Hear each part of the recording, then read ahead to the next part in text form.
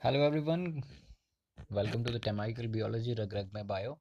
आज हम डिस्कस करेंगे सेल डिवीजन। सेल डिवीजन की अगर हम बात करें, जैसा कि यहाँ पे डेफिनेशन में दिया हुआ है, cell division of cells into new cells is refer to as cell division. यानी कि एक सेल से जब डिवीजन होगी किसी सेल की और नए सेल उत्पन्न होंगे, यानी कि जैसे कि हमने पहले भी एक कंसेप्ट पढ़ा था कि ओमिस सेलुला ई सेलुला means new cells arises from the pre existing cell, यानी कि पेरेंट सेल से नए सेल्स की उत्पत्ति होगी, नए सेल्स बनेंगे, उसी को हम सेल डिवीजन कहेंगे। यानी कि एक सेल से दो सेल्स का बनना, दो से चार, चार से आठ से 16, और उसी तरह से ये प्रोसेस चलता रहेगा। ठीक है। अब रीज़न क्या है सेल डिवीजन होने का? सबसे पहला जो मेन रीज़न है, अगर किसी भी ऑर्गेनिज्म को ग्रो करना है तो उसके सेल का डिवीजन होना बहुत ज़रूरी है। अगर किसी ऑर्गेनिज्म में जो है सेल डिवीजन नहीं होती है तो उसकी ग्रोथ जो है वो स्टैग्नेंट हो जाएगी, वो रुक जाएगी। ठीक है। जैसे कि अगर हम बात करें एक इन्फेंट बेबी की, नवजात शिशु की, जो पहले पैदा होता है, उसके बाद वो फिर अलग अलग स्टेजेस से गुजरता है, जैसे कि चाइल्डहुड स्टेज है, फिर अडल्ट स्टेज है। तो इसमें क्या है, ये पूरी ग्रोथ हमें देखने को मिलती है। ये ग्रोथ तभी संभव है जब सेल्स का डिवीजन होता है। दूसरे रीज़न की बात करें तो वो है कि ये हेल्प करता है ओल्ड सेल, डेड सेल्स को रिप्लेस करने में।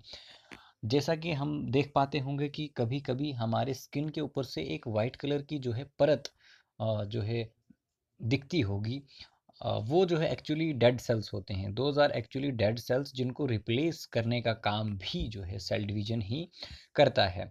उसके अलावा गेमीट फॉर्मेशन, ये जो है सबसे इम्पॉर्टेंट, जहाँ तक मुझे लगा कि सबसे इम्पॉर्टेंट अगर इसका कोई काम है वो है गेमीट फॉर्मेशन करना। क्योंकि अगर गेमीट जो है फॉर्म नहीं होंगे तो लाइफ जो है वो रुक जाएगी, लाइफ प्रोसेस जो है वो रुक जाएगा।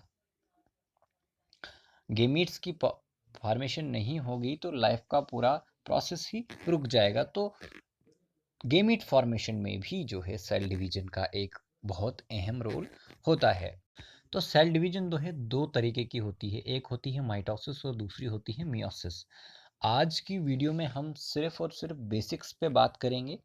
माइटोसिस की आगे फर्दर स्टेजेस हैं, मियोसिस के आगे फर्दर स्टेजेस हैं, उन स्टेजेस को हम जो है डिटेल में समझेंगे।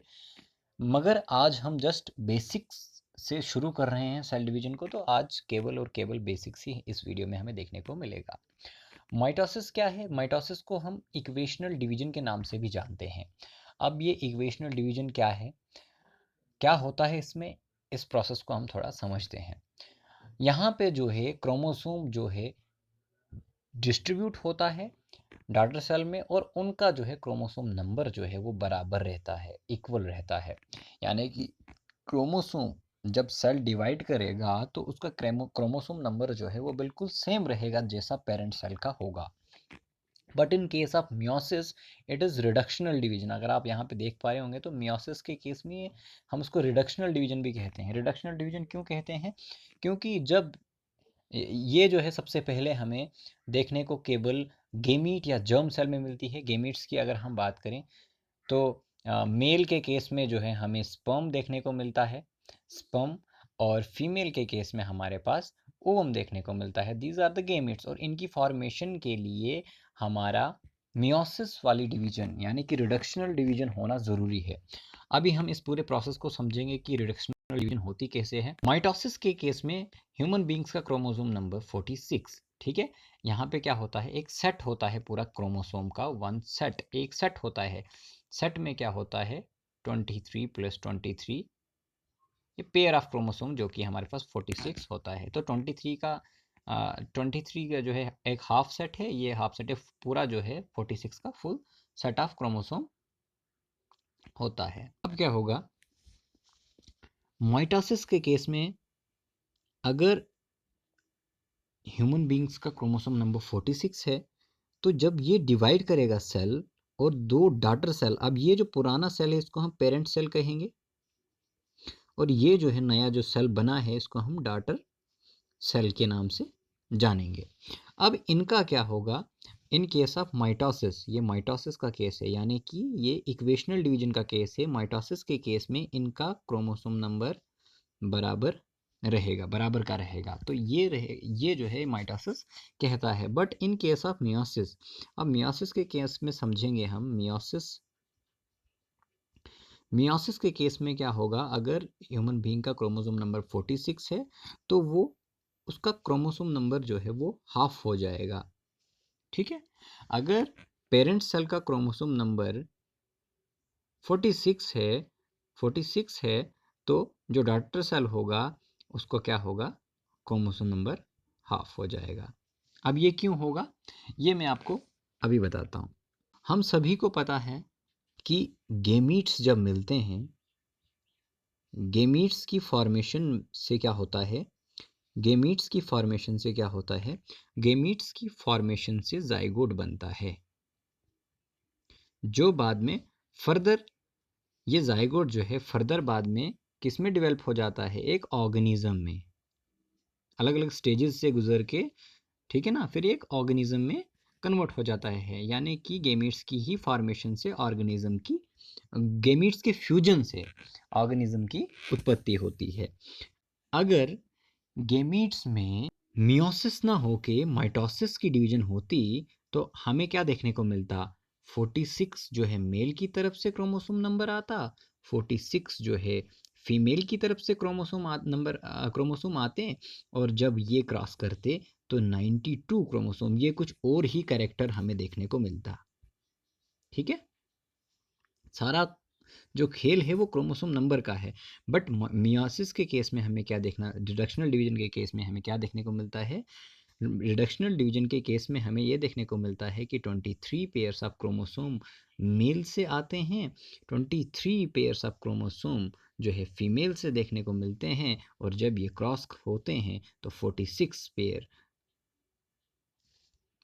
तो 46 नंबर, सॉरी ये पेयर्स नहीं था, ये नंबर था। तो 46 नंबर हमें देखने को मिलता है, जो कि एक ह्यूमन बीइंग का